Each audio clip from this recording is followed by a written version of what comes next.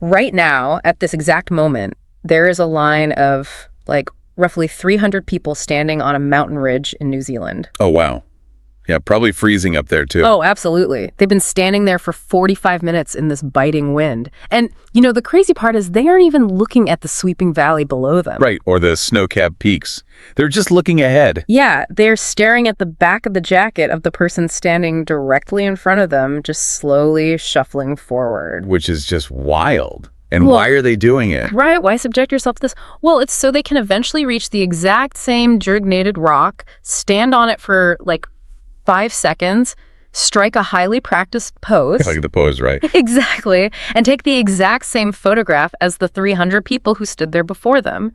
I mean, it is an incredibly absurd scenario when you pull back and really look at it objectively. It really is. I mean, we spend our daily lives anchored to these highly predictable, comfortable routines. Right. We know our commute. We know our coffee order. We know our friends. Yeah, but then maybe once or twice a year, we decide to just hurl ourselves into the complete unknown. We pack a bag, subject ourselves to the intense stress of airports and global transit, fly across the world. Just to end up standing in a line on a freezing mountain to document that we were there. Exactly.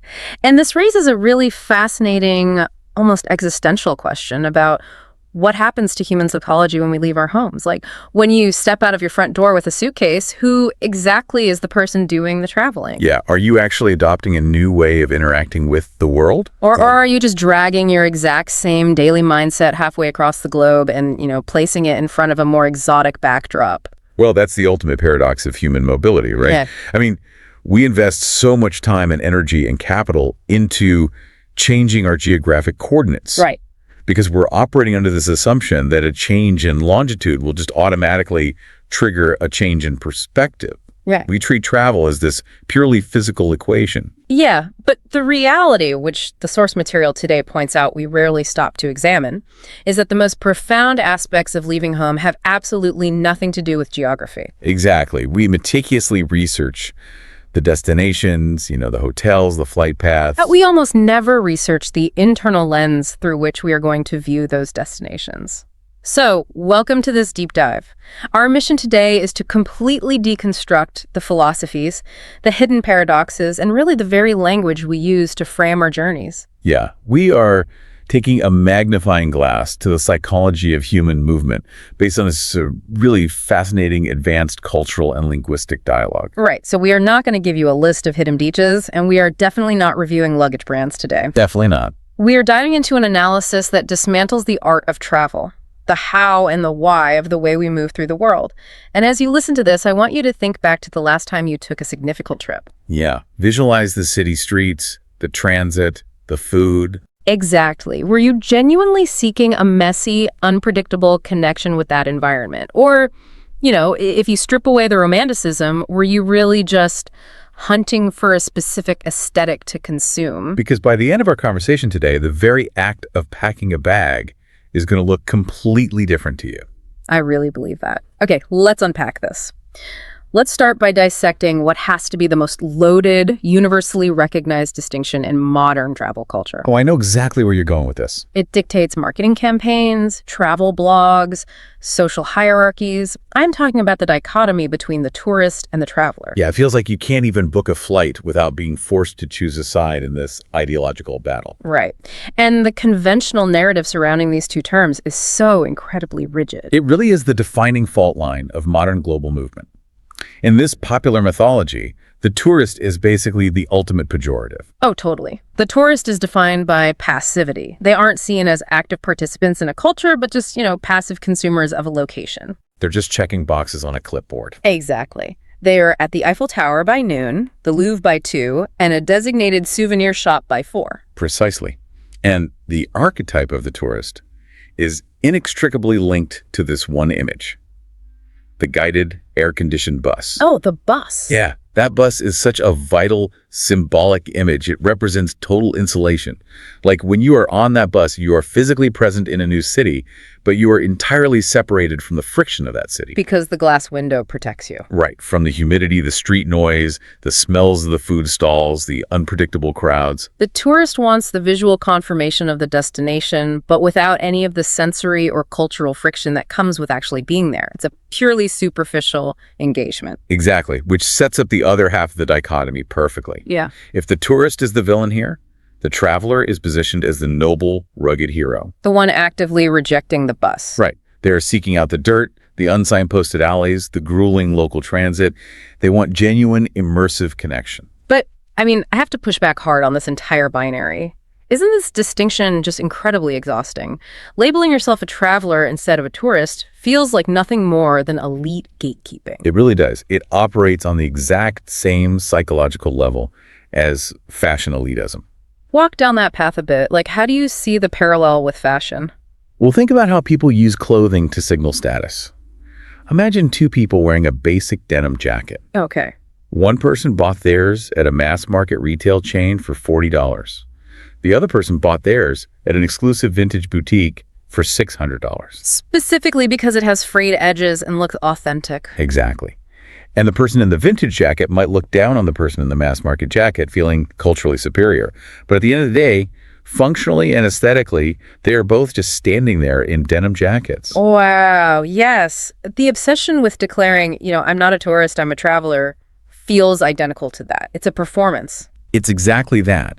People are often engaging in the exact same fundamental behavior, flying to a foreign country to look at things. But they're performing that behavior with a more expensive, rugged-looking backpack and an attitude of superiority. Your analysis there hits the absolute core of the issue in the source text. The framework we are exploring explicitly calls out this travel snobbery, calling the dichotomy entirely false. It's not a meaningful categorization of how people experience the world at all. Like I said, it is a performance of identity. Right, driven by a desperate need for class distinction. The tourist label has become synonymous with the masses, the unrefined. So by fiercely adopting the label of the traveler, you're attempting to broadcast a signal. You're telling society you have a superior, refined level of cultural sophistication. But just swapping out a rolling suitcase for a canvas rucksack, or deliberately eating at a restaurant with plastic chairs instead of tablecloths, that doesn't magically grant you profound cultural insight. No, not at all. You can be just as superficial in a hidden alleyway as you can be on a double-decker bus. Okay, so if we accept that the label of traveler is just socioeconomic signaling and the tourist label is a lazy stereotype, we have to kind of throw the dictionary definitions out the window. We do. But we still need a metric. How should we actually evaluate the quality of our journeys if we aren't looking at these superficial markers? Well, this is where we encounter a massive paradigm shift in the text. The true metric of travel has nothing to do with external labels and, shockingly, very little to do with the physical location you visit. Oh, really? Yeah. The only lens that actually matters is intentionality. It's a shift from analyzing your coordinates to analyzing your internal mindset. Okay, but intentionality can quickly become a vague buzzword if we aren't careful. Let's ground this. What does the difference in intentionality actually look like when you are standing on the ground in a foreign country? Okay, consider this deeply contrasting scenario from the source. Imagine a person who spends $10,000 to trek to the most remote, untouched, pristine mountain village on Earth. So miles away from any established tourist infrastructure. Exactly. By all conventional definitions, they are off the beaten path. But if that person arrives with a completely closed mind, if they are internally complaining about the lack of Wi-Fi. Or frustrated that the local food doesn't cater to their specific diet. Right. Or if they're shoving their camera in the faces of the locals without asking, treating them merely as props to validate their exotic adventure, that person is a tourist. Wow. So their geographic location is remote, but their psychological state is entirely insulated. They didn't ride the air-conditioned bus, but they built a psychological air-conditioned bus around their own head. They brought the insulation with them. Exactly. The barrier is mental. Now, flip the scenario completely. Imagine someone standing in the absolute dead center of Times Square in New York City. The belly of the beast. The global epicenter of manufactured tourism, giant flashing screens, overpriced chains. Precisely there. If a person stands in the middle of that chaotic commercialized plaza, but they are radically present, they are a traveler. So if they are looking closely at the incredibly complex mechanics of how that massive crowd flows, Or if they are studying the architectural layering of the buildings hidden behind the billboards. Yeah, observing the economic hustle of the street vendors, actively processing the spectacle of global capitalism with curiosity rather than judgment. Yes. They are embodying the intentionality of a traveler. They are open, observant, and fully engaged with the reality of their environment, however synthetic that environment might be. I find that reframing incredibly liberating. I mean, it democratizes the entire concept of exploration. It removes the financial barrier to entry. Absolutely. You don't need a massive budget and a month of vacation time to trek to the Himalayas to be a real traveler. You can practice the art of being a traveler on a weekend trip to a city 2 hours away, or even on a layover in an airport, provided you just calibrate your internal disposition. Right, toward genuine observation. But this brings up a massive practical challenge. If travel is entirely about your internal mindset, how does that mindset dictate what you actually do when you wake up in that new location? Yeah, whether you are in the remote village or Times Square, you still have 24 hours in a day to manage. Exactly, which introduces the next major psychological tension we have to navigate, the battle between strict planning and absolute chaos. It is a spectrum that really defines the modern vacation. On one extreme, you have the meticulously engineered itinerary. The text calls this the tyranny of the schedule. Oh, I love that phrase, the tyranny of the schedule. It's the person who treats their vacation like a complex military operation. They have a granular hour-by-hour spreadsheet. Breakfast is from 8:00 to 8:45 a.m. Transit is from 8:45 to 9:15 a.m. Exactly. They allocate exactly 2 hours and 15 minutes for the museum. Lunch is pre-booked at 12:30 p.m. It is a desperate attempt to impose absolute rigid order onto an environment that is inherently unpredictable. Let's dig into the psychology behind that spreadsheet, because nobody actually enjoys feeling rushed. Why do our brains crave the tyranny of the schedule so intensely? What's fascinating here is that it's fundamentally driven by a modern psychological affliction, the anxiety of missing out. FOMO on a global scale. Right. Travel requires a massive expenditure of resources, time, money, energy. Because the investment is so high, the traveler feels an immense internal pressure to maximize the return on that investment. They operate under the delusion that if they do not physically lay eyes on every single major landmark, the trip is a failure. Or if they have 2 hours of unstructured downtime where they aren't actively consuming a site, they're wasting time. Yeah. They optimize their exploration the exact same way a factory manager optimizes an assembly line for maximum output. And the great irony of the assembly line vacation is that while you might physically see everything, you experience absolutely nothing. I mean, I have been guilty of this. We all have. You're standing directly in front of the Colosseum in Rome, right? An architectural marvel. But you aren't marveling at it. Your brain is entirely consumed by the fact that it is 2:15 p.m., and if you don't leave in exactly 10 minutes, you are going to be late for the Vatican tour. You are moving your physical body through the city, but your consciousness is trapped inside your spreadsheet. You are projecting your schedule onto the location rather than letting the location reveal itself to you. But the reaction to this, the absolute rejection of any planning whatsoever, carries its own severe pitfalls. Right, the romanticized cult of serendipity. This is the trope we see in every travel movie. Oh, yeah. The protagonist just shows up at a train station with a backpack, picks a destination at random, and wanders the streets without a map. Letting the wind carry them to magical, spontaneous encounters. But I have to argue that while this looks beautiful on film, in reality, showing up with zero plan isn't romantic. It is incredibly stressful. It is. Operating entirely without structure frequently leads to what the text calls a state of bewildered indecision. Bewildered indecision. That's so accurate. When you have infinite options and zero constraints, the human brain paralyzes. Instead of having spontaneous, life-changing interactions with locals, you end up spending 4 hours sitting on a curb, burning through your phone battery. Fiercely debating with your travel partner about which neighborhood is safe to find a hotel in. Exactly. Or you end up eating at a terrible, overpriced, tourist-trap restaurant simply because your blood sugar crashed and it was the first place you saw.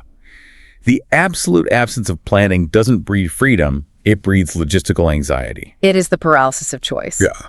But we still want that serendipity, right? We all know that the best moments of any trip are the ones you could never have anticipated. Absolutely. You cannot stumble into a tiny bakery and have a 30-minute conversation with the owner about the history of the neighborhood on your spreadsheet for 10 a.m. on Tuesday. You cannot schedule magic. No, you can't. So how do you solve the equation? How do you avoid the soul-crushing tyranny of the schedule without collapsing into bewildered indecision? Well, the source provides a really elegant solution. It lies in the intentional cultivation of a middle path, a philosophy called structured flexibility. Structured flexibility. Okay, let's break down the mechanics of this, because this is something anyone can apply to their itinerary immediately. How does one actually build a trip based on structured flexibility? The core mechanism is establishing what we can call anchor points.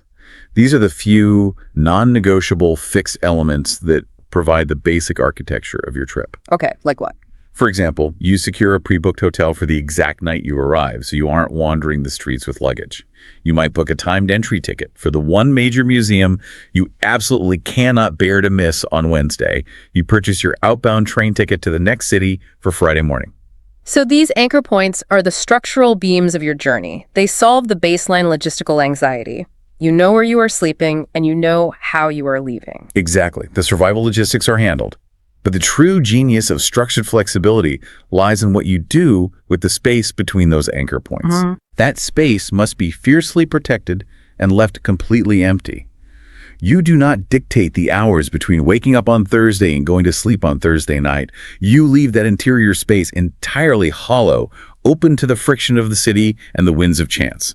There is an analogy for this in the text that is incredibly vivid. The idea is that your travel plan should function as a scaffold, not a cage. Yes, it perfectly encapsulates the dynamic. Think deeply about how a cage operates. A cage is a rigid, enclosing structure. It defines exactly where you can go, and more importantly, exactly where you cannot go. Yeah. If you are inside a cage, your entire physical experience is dictated by the bars. That is the hour-by-hour itinerary. You are imprisoned by your own past decisions.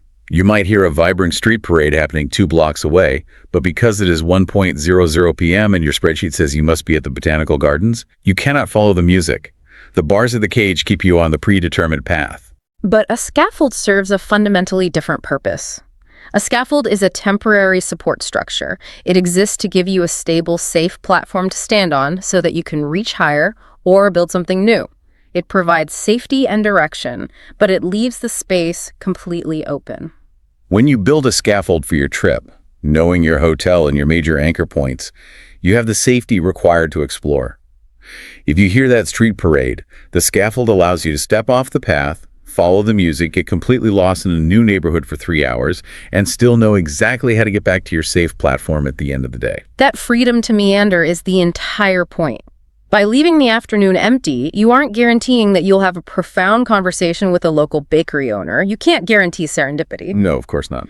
But by leaving the space empty, you are creating the necessary conditions for serendipity to be possible. You have removed the barriers to spontaneous discovery. That's beautifully put. But here's where it gets really interesting.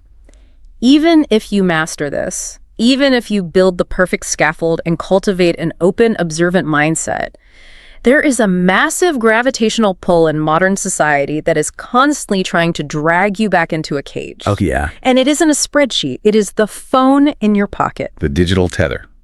It is the great elephant in the room of modern global movement, and it represents a profound, almost tragic paradox in how we experience the world today. Historically, the entire fundamental premise of a vacation was the act of severing ties. You traveled specifically to disconnect, you put an out-of-office message on your desk, you left your social circles behind, and you physically removed yourself from your routine. You went off the grid. Right. But today, true disconnection is nearly impossible. Because of our devices, we carry our entire reality with us. We have our work emails, our group chats, our targeted news feeds, and our social anxieties sitting right in our pockets. You can fly 5,000 miles across an ocean, but if you are staring at the exact same glowing rectangle you stare at on your living room couch, you haven't actually left home. Your physical body has moved, but your consciousness has not. This paradox is perfectly crystallized in the rise of a specific modern cultural phenomenon, the digital nomad. Oh man. The digital nomad lifestyle is arguably the most successfully marketed aesthetic of our generation. We are constantly bombarded with the imagery. It is sold to us as the absolute pinnacle of human autonomy. The visual is always the same, isn't it? A tanned individual sitting on a pristine beach in Bali or a cafe in Lisbon Sipping an iced coffee. with a sleek laptop open in front of them. The promise is that you have finally broken free from the oppressive gray cubicle and achieved total geographic and professional freedom. But when you critically analyze the reality of that lifestyle, the myth completely unravels. The digital nomad is rarely experiencing ultimate freedom. In reality, as the text describes it, they are often simply shackled to a laptop in a different, highly inconvenient time zone. They are still entirely beholden to a manager. They are still hyper-stressed about project deadlines, and they are still deeply embedded in the corporate grind. The only difference is that instead of ignoring a beige office wall while they stress about a spreadsheet, they are actively ignoring a spectacular sunset over the ocean. Their physical location has shifted to paradise, but their mental presence is completely subsumed by the digital tether. They have transported their cage to a nicer climate. They are paying a massive premium to experience the exact same stress, just with sand in their keyboard. Exactly. But even if we ignore the remote workers, even if you are on a pure vacation and entirely logged out of your email, the digital tether still profoundly corrupts the travel experience through the lens of social media. This brings us to the dark side of modern exploration. The relentless quest for the Instagrammable spot. Yes, which has fundamentally mutated the psychology of travel into something unrecognizable. It has shifted the very foundation of why people leave their homes. We have entered the era of what the source calls performative travel. Let's dissect performative travel, because it represents a terrifying shift in human behavior. For centuries, the hierarchy of travel was clear. You traveled primarily to subject yourself to a new experience. If you were lucky, you might take a few photographs or write in a journal to document the memory of that experience. The physical reality was the primary objective. The documentation was a secondary byproduct. But performative travel flips that hierarchy entirely upside down. The modern traveler frequently visits a location not to experience the environment, but specifically to create content about the environment. The digital documentation becomes the primary overriding objective. Right. The actual physical experience of standing in that location is reduced to a secondary, often annoying necessity required to acquire the content. This goes back to the scenario I painted at the very beginning of our deep dive. The 300 people standing on the freezing mountain ridge in New Zealand. That is the ultimate manifestation of performative travel. You spend thousands of dollars and endure grueling flights to reach a breathtaking natural wonder. But instead of standing in quiet awe of the geological majesty, Instead of feeling small in the face of nature, you willingly stand in a rigid queue for nearly an hour. You endure misery just so you can stand on the designated X and strike a pose that you practiced in a mirror. and the reason we submit to this absurdity is because of the commodification of a view. The commodification of a view. That mountain ridge or that specific colorful alleyway in Morocco or that infinity pool in Singapore ceases to be a real physical place. Yeah. It transforms into a commodity. It is a visual asset to be harvested, processed through a digital filter, and uploaded to a social marketplace in exchange for validation, likes, and social currency. Exactly. And this forces every traveler to confront a deeply uncomfortable, probing question about their own motivations. When you arrive at a famous landmark, are you there to genuinely have the experience? Or are you just there to prove to your social network that you had it? Wow. Are you there to have the experience or to prove you had it? If you are brutally honest with yourself and the answer is that you are just there to prove it, then you aren't actually traveling. You are just serving as the unpaid producer, director, and star of a highly exhausting, incredibly expensive theatrical production. You're treating the incredibly rich, complex, real world as nothing more than a green screen for your personal brand. The green screen metaphor is painfully accurate. When you treat a centuries-old temple or a bustling local market as a mere backdrop for your digital performance, You strip it of its three-dimensional reality. You are not interacting with the history of the stone or the religious significance of the site. You certainly aren't interacting with the lived reality of the people walking past you. You are completely isolated, interacting solely with the camera lens and the imagined audience on the other side of your screen. But the tragedy of the green screen mentality isn't just that it ruins the vacation for the individual. Right. If performative travel only resulted in people wasting their own time and money, it would be a personal shame, but not a global crisis. The real issue is that this relentless drive to commodify the view creates massive, destructive external ripple effects. It doesn't just hollow out the traveler, it literally hollows out the destination. The physical and cultural consequences on the ground are staggering. When a specific, highly visual location goes viral and becomes known primarily as an Instagrammable spot, it completely disrupts the ecosystem of that area. It results in a highly concentrated, hyper-localized form of over-tourism. Because the scaffold is gone. The concept of wandering has vanished.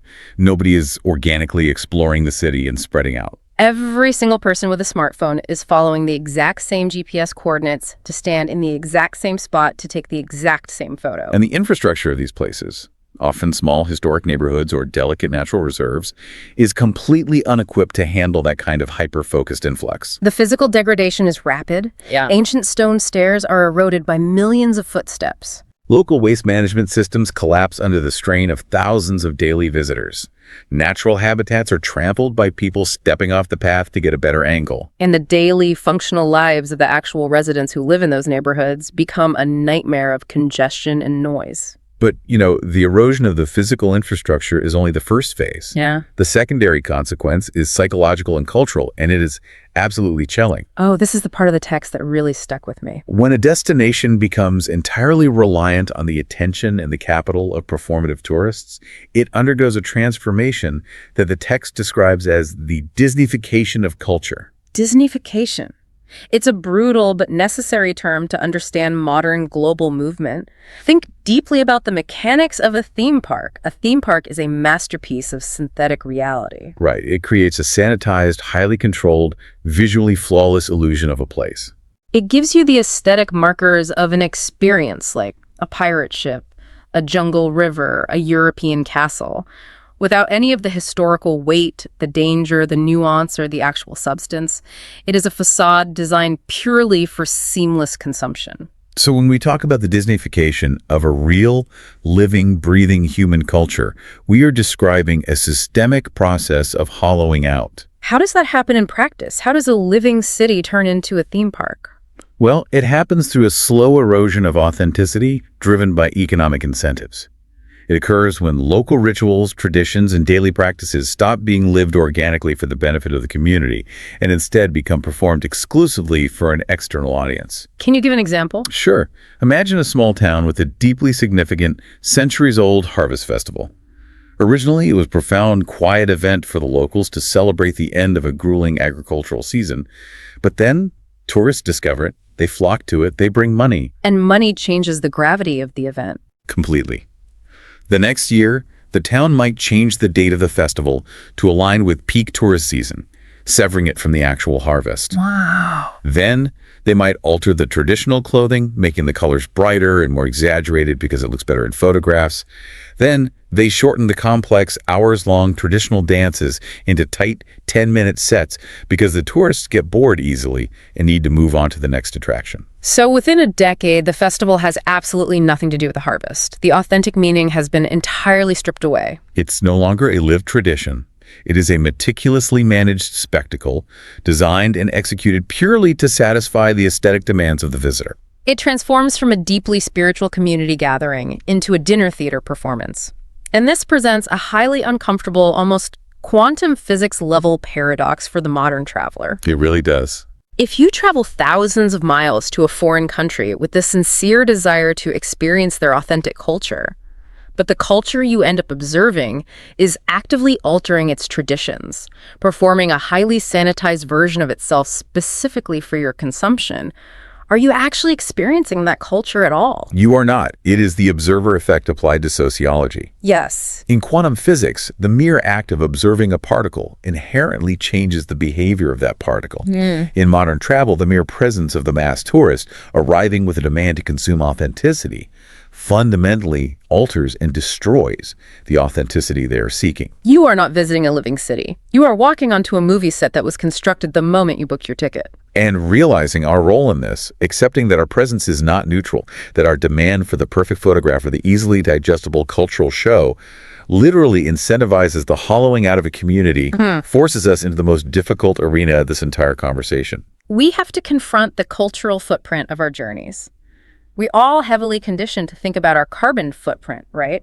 We know that aviation burns fossil fuels. We understand the physical footprint. We know we shouldn't litter on a hiking trail. But the concept of a cultural footprint requires a much deeper level of self-interrogation. It requires us to navigate the highly complex, heavily debated, and incredibly nuanced territory of cultural exchange. When we travel, we are inherently stepping into a culture that is not our own. This raises an important question, though, which is the critical dividing line in how we manage our cultural footprint, the distinction between cultural appreciation and cultural appropriation. The line between those two concepts is notoriously blurry, and it is a debate that paralyzes a lot of well-meaning travelers. Appreciation can sometimes feel like a convenient buzzword we use to justify doing whatever we want in a foreign country as long as we pay for it. Let's look at the mechanics of these two concepts to find the actual boundary line. To find the boundary, we have to look at the power dynamics and the context of the exchange. Let's take a clear example of cultural appreciation. You travel to a new country. You walk into a locally owned traditional restaurant. You order a regional dish that you have never heard of. You ask the staff how it is traditionally prepared and eaten, and you savor the experience. This is definitively cultural appreciation. And why is it appreciation? Why isn't it appropriation to eat their food? Because food, in the context of a restaurant, is an explicit invitation. The culture is actively offering this aspect of their heritage to the public. Right. By participating, you are engaging with the culture entirely on its own terms. You are supporting the local economic ecosystem, and you are experiencing a fundamental part of their daily reality. You are receiving the experience without attempting to claim ownership of the recipe and without stripping the dish of its cultural context. It is a shared, respectful exchange. Okay, now let's pivot to the classic example of appropriation. Consider a traveler who visits a region, sees a sacred ceremonial headdress that belongs to an indigenous culture, purchases a cheap replica of it, and then wears it purely as a fashion accessory to take selfies at an electronic music festival back home. Let's play devil's advocate here, because this is where the debate always sparks. Someone might argue, but the headdress is visually beautiful. By wearing it, aren't I celebrating their artistry? Isn't that a form of appreciation? Why is this definitively categorized as appropriation? It comes down to the complete disregard for the internal logic and the sacred context of the culture. A ceremonial headdress is not a public offering like a bowl of soup. Right, it's not on a menu. In its original culture, it holds profound, specific religious, spiritual, or hierarchical significance. It is an item that is often earned through a lifetime of dedication, or it is worn only in highly specific, solemn rituals. When an outsider takes that item and wears it to a party simply because they think it looks cool or edgy, they are violently stripping the object of its profound meaning. They are reducing a deeply sacred artifact into a superficial costume. It is an act of extraction.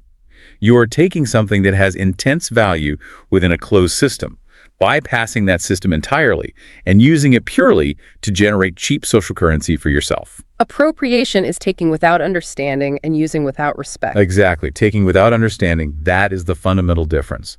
Appreciation requires context. Appropriation ignores it. But navigating this in real time, on the ground, is incredibly difficult. Not everything is as clearly defined as a restaurant meal or a sacred headdress. There is a massive gray area. If we are genuinely trying to be mindful, ethical travelers, how do we evaluate our actions in the gray areas? Well, the framework provides two incredibly powerful internal guiding principles to help us navigate the gray areas: humility and reciprocity. And it asks us to examine our underlying motivations by contrasting two fundamentally different ways of entering a foreign space. The first being entering as a consumer. Right. The consumer mindset is what the travel industry is built on. A consumer approaches a destination as if it were a massive, open-air shopping mall. The underlying assumption is extractive. The consumer is there strictly to take.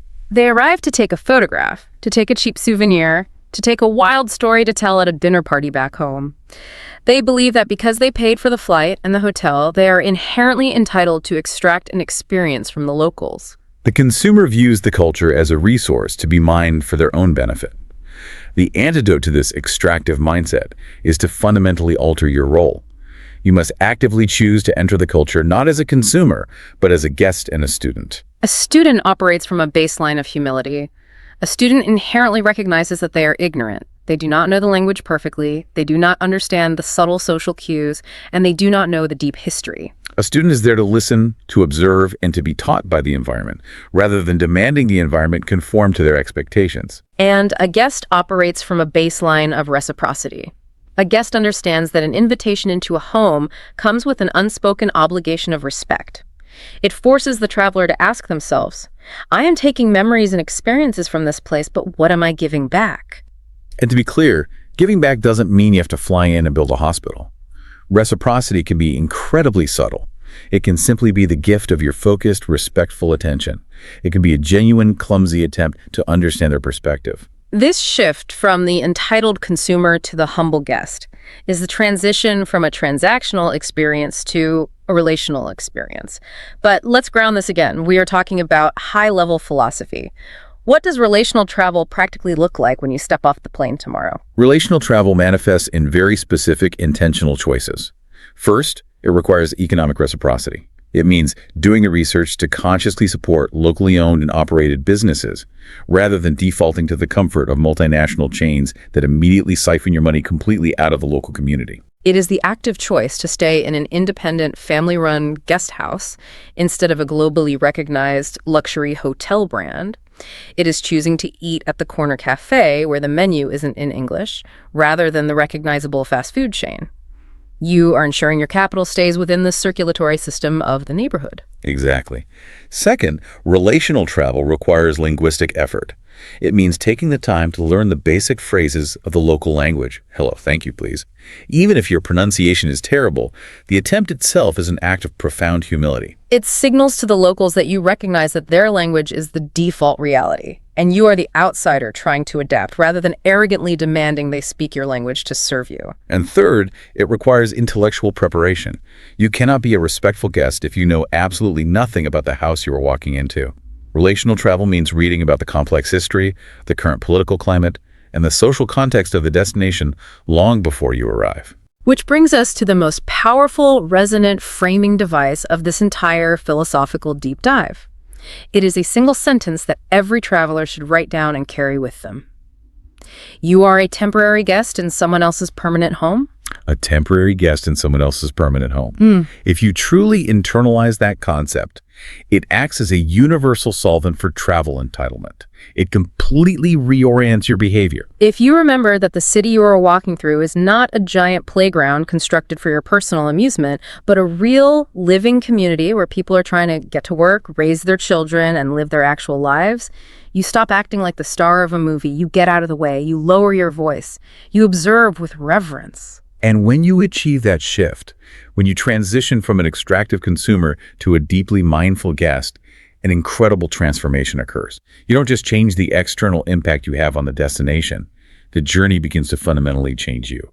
This leads us to the ultimate, almost spiritual conclusion of this entire framework. It is the absolute highest evolution of the traveler. It is the mastery of what we can call the art of making oneself small. The art of making oneself small. That is such a deeply countercultural concept. It really is.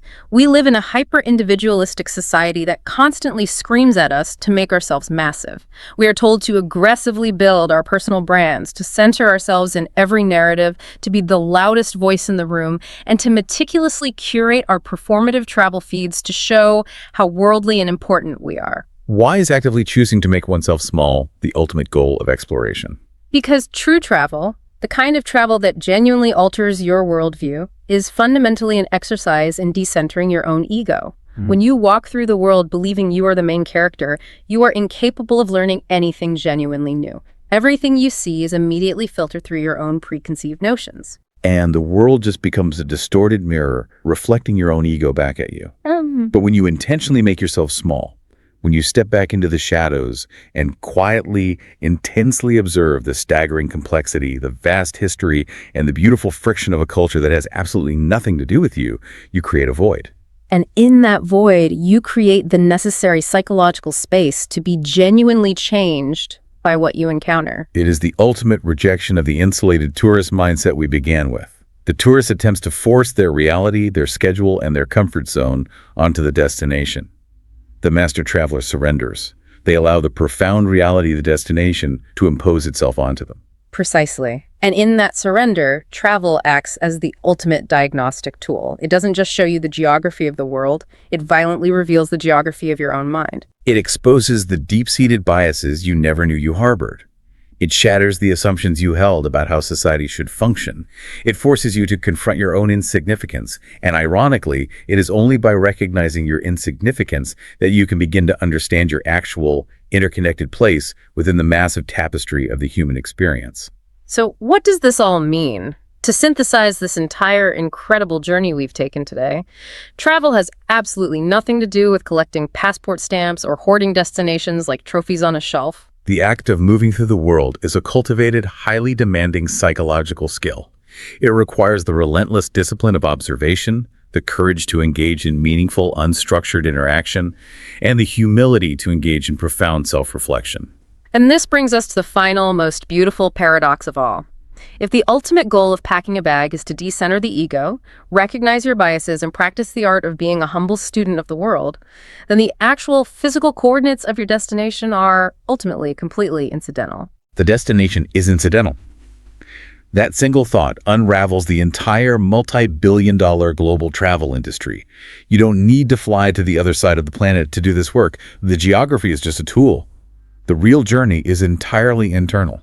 It transforms a simple vacation into a lifelong internal pilgrimage. We have covered massive philosophical ground today. We started by dismantling the shallow luggage tags of the tourist versus the traveler, realizing that the only thing that matters is intentionality. We learned how to build a scaffold rather than a cage, leaving room for the unpredictable magic of serendipity. We confronted the hollow, destructive nature of performative travel and the Disneyification of culture. We navigated the treacherous waters of cultural appropriation by committing to the posture of a humble guest, and we arrived at the ultimate realization, the profound power of making ourselves small. It is a radically different way to approach not just a vacation, but the act of living itself. And because the destination is incidental, and because being a true traveler is a state of mind rather than a location, it leaves us with the final, highly practical challenge for you, the listener. You do not need a boarding pass, a passport, or a 2-week vacation to practice the art of travel. I love where this is going. The challenge is this. How can you apply the radical intentionality of a traveler to your own permanent home?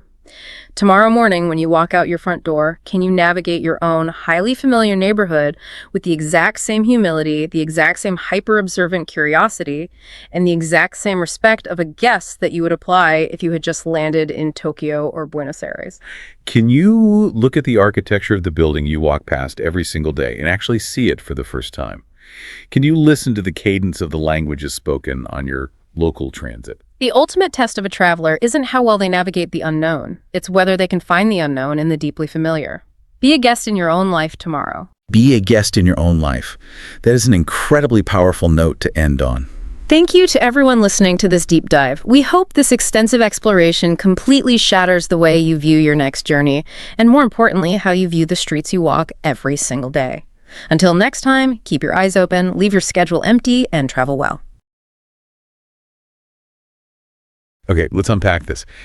Imagine you're in the middle of the most important argument of your life. Right. High stakes. Exactly. Like maybe your career's on the line in this massive boardroom negotiation.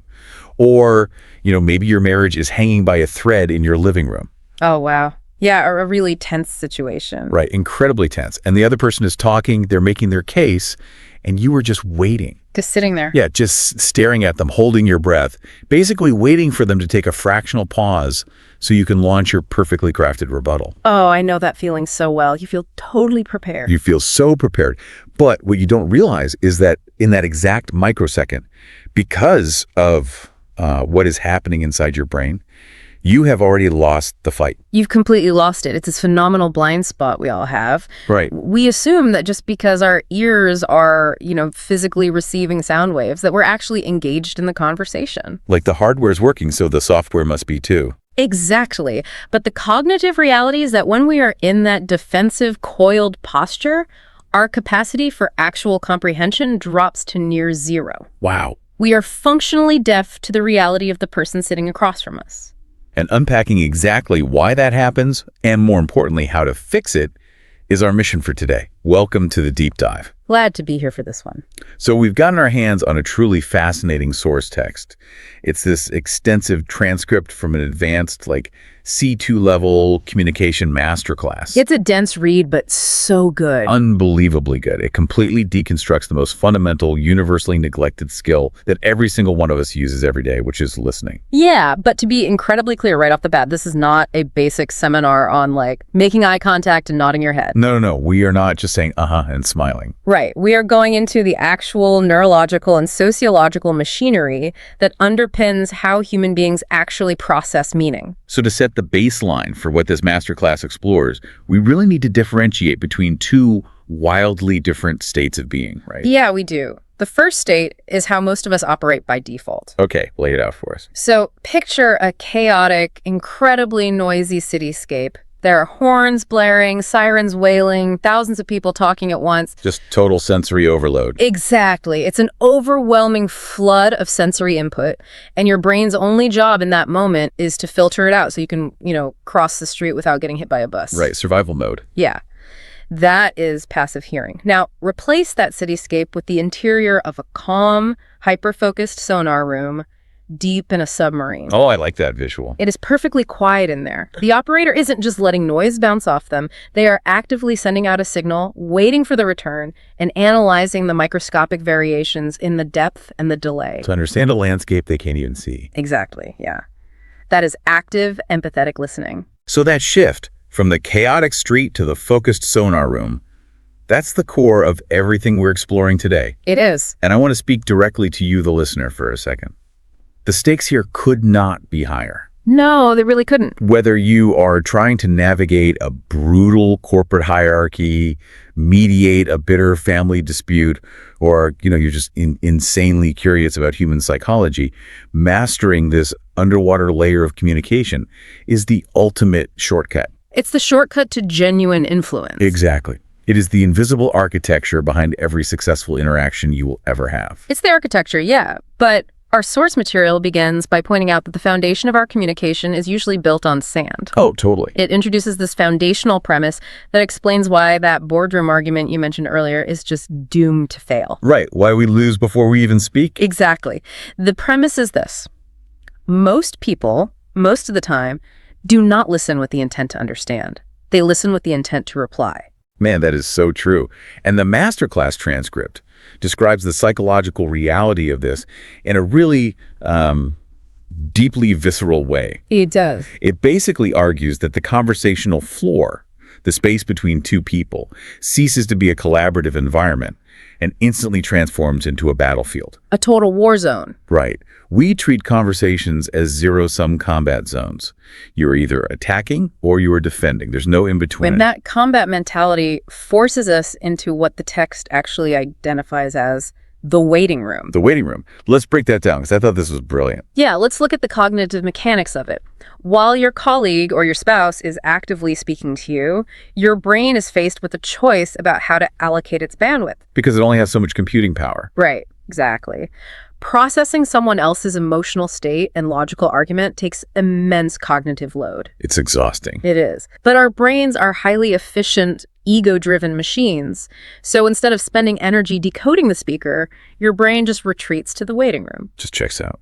You begin furiously rehearsing your own lines. You formulate rebuttals. You scan your memory banks for a clever counter-anecdote to deploy the absolute millisecond their mouth stops moving. So you aren't even in the same room as them anymore. You're backstage doing vocal warm-ups for your solo performance, completely oblivious to the play happening on stage. That's a perfect way to put it. And the source explicitly labels this specific behavior a narrative hijack. Narrative hijack. I love that term. Yeah, it stems from our ingrained egocentrism. Human beings are so deeply centralized in our own subjective experience of the universe that we actually experience acute psychological discomfort when the narrative spotlight rests on someone else for too long. Wait, really? It actually causes us discomfort? Oh, absolutely. The brain views it as a loss of agency. So we feel this need to violently steer the wheel back to ourselves to regain control of the environment. The transcript gave this painfully relatable example of this narrative hijack. Oh, the flight one. Yes. Let's say you walk into the office, you drop your bag, and you say to your coworker, "Man, I had the most terrible flight this morning. We hit massive turbulence." Right. Now, the logical response, the sonar room response, would be to analyze that input and ask a question to help you process the fear. Are you okay? What happened? Exactly. But instead, the coworker instantly jumps in and says, "Oh, you think that's bad? That reminds me of the time my flight out of Frankfurt dropped 1,000 feet in 2 seconds. And just like that, the original speaker's emotional experience has been entirely erased from the room. It's just gone. Poof. I was reading this and thinking, it's like treating human conversation like a search engine. Oh, how do you mean? Like you come to me and type a prompt into the search bar, terrifying flight, and instead of helping you find the specific emotional resolution you were looking for, my brain just completely takes over. Oh, I see. I use your prompt to autofill the rest of the sentence based entirely on my own past search history. I completely ignore what you actually wanted to look up, and I force you to stare at my search results about Frankfurt. Okay, the search engine autofill is a really brilliant way to conceptualize the mechanical failure happening here. Right. It just totally overwrites them. Because when your brain is running that background algorithm, querying your own database for your Frankfurt story, you have literally shut off the receiver for new incoming data. You're offline. You become functionally deaf to the current moment. The masterclass emphasizes that you cannot simultaneously rehearse your own narrative and accurately perceive someone else's. It's neurologically impossible. Exactly, which means while you were pulling up your search results, you missed the actual message the speaker was transmitting. Right, because the actual message isn't usually just the words. Like if someone says, "I had a terrible flight," the words are just the delivery mechanism. Just the best. Yeah, and this is where the transcript makes a hard pivot into the concept of subtext. It argues that the literal grammatical transcript of what people say out loud is only a tiny fraction of the actual data they are transmitting. Subtext is everything. Yes. And to understand how a proficient listener decodes subtext, we really have to look at the biology of human speech. Okay.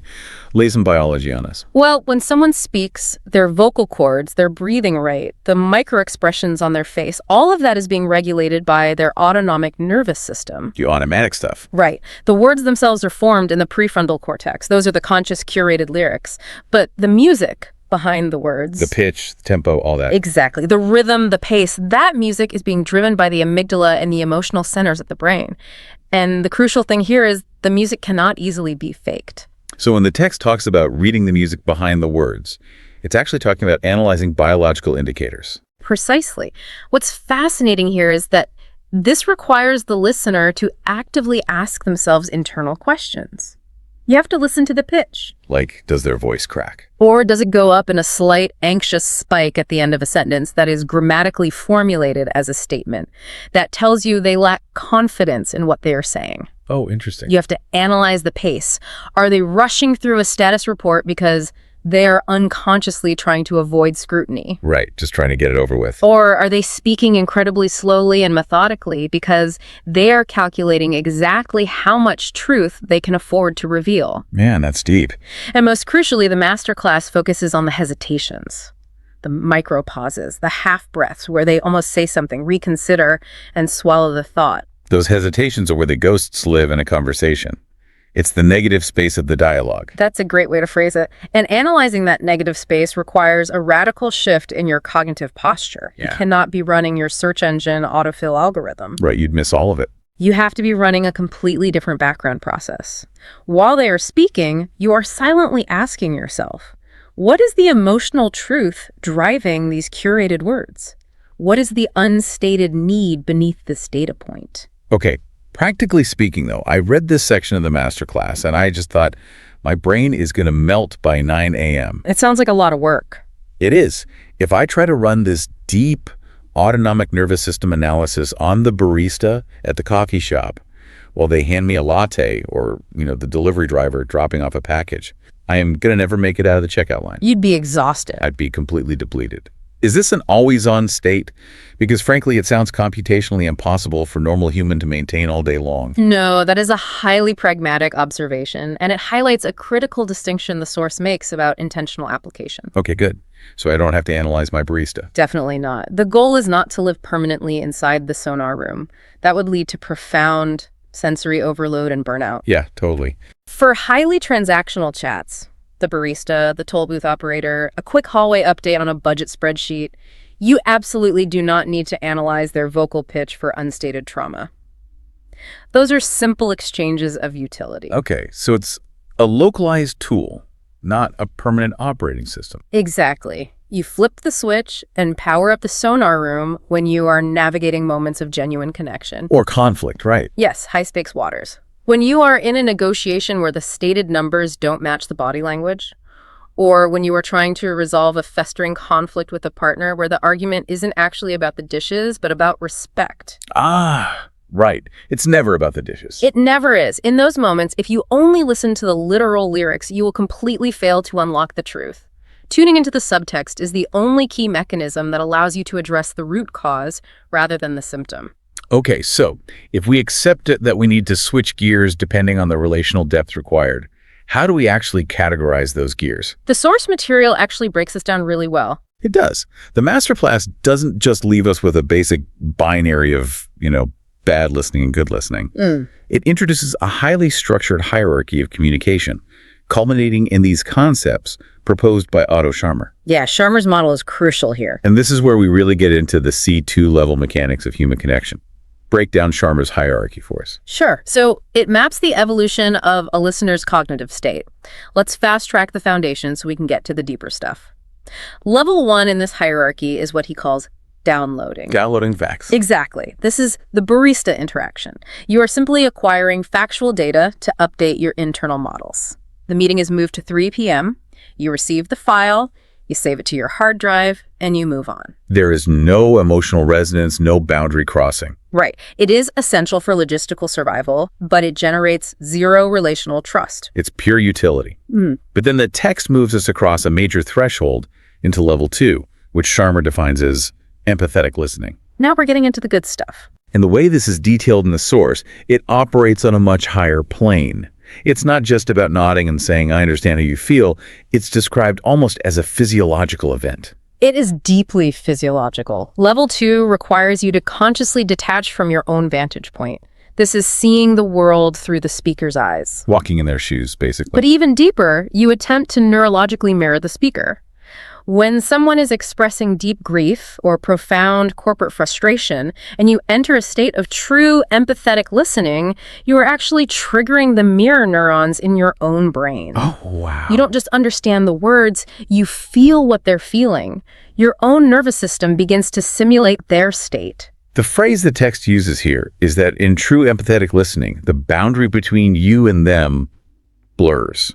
It becomes permeable. Yes. The rigid wall of ego that says, I am in here and you are over there, just starts to dissolve. And the psychological impact of that permeability on the speaker is massive. How so? Well, when a speaker unconsciously detects, through your micro-expressions and your sustained non-judgmental focus, that you have joined them in their emotional landscape, their amygdala, which is the brain's threat detection center, begins to downregulate. They realize they aren't under attack. Exactly. They feel psychologically safe.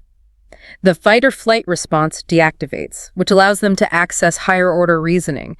You are literally using your own nervous system to calm theirs down so a productive conversation can happen. Which is incredible. But the masterclass doesn't even stop there. No, it goes one step further. It pushes past empathy into level 3, the absolute pinnacle of the hierarchy, generative listening. And I have to be honest, reading the breakdown of level 3, the source describes this as almost mystical. It does sound a bit out there at first. It really does. It strips away the individual entirely. It pushes the boundaries into the realm of collective intelligence. So in level 1, I listen from my perspective. In level 2, I listen from your perspective. But the text states that in level 3, generative listening, it's not from your perspective or theirs. Right. Both parties are listening from the perspective of what is seeking to emerge. What is seeking to emerge? Here's where it gets really interesting, because that is a beautifully abstract concept. But what does that actually look like for the listener in real life? We'll think about... Because if I'm sitting in a sterile conference room trying to figure out a failing supply chain issue with a vendor, how do we listen to what is seeking to emerge? The best way to demystify generative listening is to look at the psychological concept of a flow state, but applied to a group dynamic. Okay, like athletes in the zone. Sort of, but think of a master jazz quartet improvising. Yeah. Or a high-level improv comedy troupe. Oh, yeah, where they just build on each other. Right. When they are on stage, they are not operating from a pre-planned script, and they are not just reacting to each other. They have dropped their individual egos so completely that the group begins to function as a single distributed nervous system. They aren't playing their own song. They are literally co-creating the song together in real time. Exactly. In a corporate or personal setting, when two people reach this level 3 state, the conversation literally creates ideas and insights that neither party possessed beforehand. It's a co-creation. Yes. You are both holding a raw piece of clay. You mold it, I mold it. And because neither of us is attached to owning the final design, the ideas collide and mutate. A novel solution is born. The whole becomes greater than the sum of its parts. It is the mathematical reality of 1 + 1 = 3. You walk out of that conference room realizing, I didn't have the answer, and you didn't have the answer, but the space between us created the answer. That's the magic of it. It's the holy grail of collaboration. But this instantly pivots us to a massive, glaring question. Why don't we do it all the time? Exactly. If generative listening is this amazing, if it builds profound trust, creates breakthrough innovations, why is it so incredibly rare? Why does 99% of corporate brainstorming end up just being a room full of people downloading facts at each other? Well, the text diagnoses the central barrier here.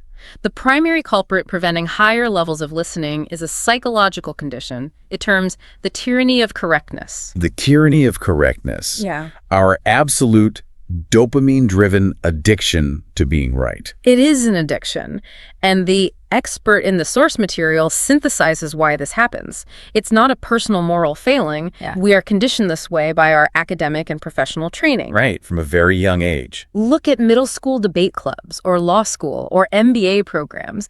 We are explicitly trained to debate, critique, and find structural flaws in arguments. We treat ideas as territory to be defended or conquered. I remember this vividly in university seminars. You didn't get an A for deeply empathizing with the author's underlying emotional subtext. No, definitely not. You got an A for finding the logical fallacy in paragraph 3 and tearing it apart in front of the entire class. We are trained as intellectual attack dogs. And while that critical stance is highly useful if you are writing a legal contract, the masterclass argues that it is literal poison to genuine listening. Literal poison. Let's explore why it's poison. Because I imagine a lot of highly analytical people listening to this are feeling their own defensive mechanisms kick in right now. Oh, for sure. It acts as poison because it forces an adversarial position from the outset. Everything is filtered through a lens of judgment. Like an overactive immune system. Yes. When you operate under the tyranny of correctness, any idea that does not perfectly align with your worldview is treated as a pathogen. You brace for impact, and you just wait on a watchtower with a sniper rifle, waiting for the speaker to make a mistake so you can shoot the idea down. But wait, let me stop you there. So what does this all mean for us? How so? Well, if I'm a senior manager and an employee comes to me with a strategy that I know is terrible, are we supposed to just abandon all critical thinking and agree with everything we hear? Because that sounds like a catastrophic way to run a business. And that is the exact trap of binary thinking. The expert resolution in the text clarifies this beautifully. The masterclass is absolutely not advocating for intellectual abdication. It is not saying you must agree with everything. Okay, phew. It is saying that a true listener must suspend their own certainty. Spend it. Not destroy it. Just put it on pause. Precisely. It requires profound intellectual humility. True confidence isn't the belief that you know everything. It's entering a conversation with the genuine belief that you might be changed by it. Having the quiet confidence to say, I might be wrong. Yes. To look at that employee and say, I might be wrong, tell me more. You put down the sniper rifle so you can map their thought process. Because until you understand why they think it's a good idea, you can't guide them to a better one. I might be wrong. Tell me more. Man, uttering those words in a high-stakes environment feels like walking a tightrope without a net. It's terrifying. But the text makes it clear. If you have already convicted the speaker of being wrong in your own mind, the trial is over. No actual listening can occur. Exactly. And this brings us to a pivotal transition in the masterclass, moving from diagnosis to cure. Right, the practical tools. We know the pathology now, the narrative hijacks, the tyranny of correctness. Now the text shifts into the applied mechanics, outlining 3 specific, highly tactical tools to force your brain out of the waiting room. And the very first tool they introduce is brilliantly counterintuitive, because it isn't about speaking, and it isn't even about processing words. No, it's about the void. The text identifies the artful, intentional use of the void of silence as the most potent tool in the listener's arsenal. In a noise-saturated world, we are terrified of the void. We rush to fill pauses with chatter. Oh, completely. Think about the physical anxiety of a dead air pause on a Zoom call. If there are 4 seconds of complete silence, someone is guaranteed to nervously laugh or just start babbling. We treat silence as a threat, but the expert highlights the text's brilliant framing here. Silence is not an absence, it is a presence. It is a constructed space for reflection. The text actually refers to silence as a conversational pressure cooker. A pressure cooker, yes. I was thinking about this, and it's like gravity. Oh, how so? When you ask a question and remain completely silent, you create a vacuum. And the other person feels this massive gravitational pull to fill it. That's a great analogy. And they usually fill it with a deeper, much more honest truth than their superficial first answer. Because the pressure forces it out. Exactly. If you ask an employee why they missed a target and they give you a rehearsed, superficial excuse and you just stay silent, you maintain eye contact and you don't say a word. They will crack. They crack open. They'll eventually sigh and give you the real reason, like, honestly, I'm overwhelmed and I need help. Plus, holding that silence proves to the speaker that you aren't just waiting for your turn to talk. Right. It demonstrates immense relational strength. But once the truth is out in the open, through that silence, what do you do with it? You reflect it back. Exactly. That necessitates the second practical tool detailed in the transcript, mirroring or reflective listening. Now, reflective listening is a term that gets thrown around a lot. It does, but the expert emphasizes that true mirroring isn't just parroting words back. Right. It's not just repeating, I hear you saying you are overwhelmed. Exactly. It's about summarizing the essence of both the content and the feeling. It's a complex synthesis. So the example from the text was, so if I'm understanding you correctly, it sounds like you're feeling incredibly frustrated because you feel your work is being undervalued. Right. You synthesize the data and the emotion into a clean mirror. And why does this work? The expert notes 2 reasons from the text. Lay them out. First, it builds immense trust and rapport by proving undeniably that you have listened. And second, it allows the speaker to hear their own messy thoughts reflected back as a coherent narrative, giving them a chance to clarify or expand. It provides massive psychological relief. But I have to give a warning to the listener here, because the text mentions a huge risk. Oh, the robotic mirroring. Yes.